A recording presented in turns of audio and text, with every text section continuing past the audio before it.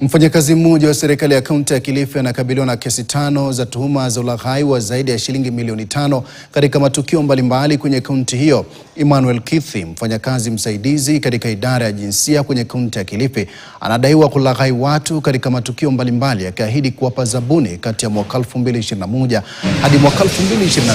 Hakimu wa mahakama ya Kilifi Charles Obulata ameamuru mshukiwa huyo kuachiliwa kwa dhamana ya shilingi milioni 2 akisubiri kusikilizwa kwa kesi hizo 5 katika mahakama kadhaa za Kilifi. Tayari kaunti ya Kilifi imemsimamisha kazi mshukiwa huyo ili kutoa nafasi ya uchunguzi na kusikilizwa kwa kesi zinazomkabili. Kesi ya pili ni kesi namba 115.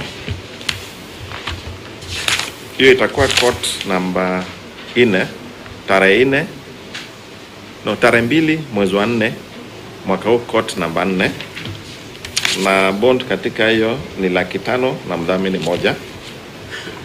Kesi ya tatu ni namba 116 ya mwaka huu, na hiyo itakuwa court namba 2 tarehe 29 mwezi wa 6. Bond katika hiyo kesi ni 600,000 na mdhamini 1.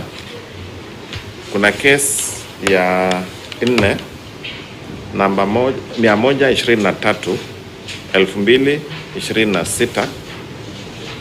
Kesi itakuwa tarehe 30 mwezi wa 7, court namba 3. Bond katika hiyo kesi ni 200,000 na mdhamini 1, ama pesa taslim 100,000. Kesi ya 5 ni namba 124 2026. Hiyo itakuwa court namba 1 tarehe 16. Utaenda kuitika kwa mwezi wa 3, ambapo utapewa tarehe ya kusikizwa, na bond katika hiyo kesi itakuwa 500,000 na mdhamini 1.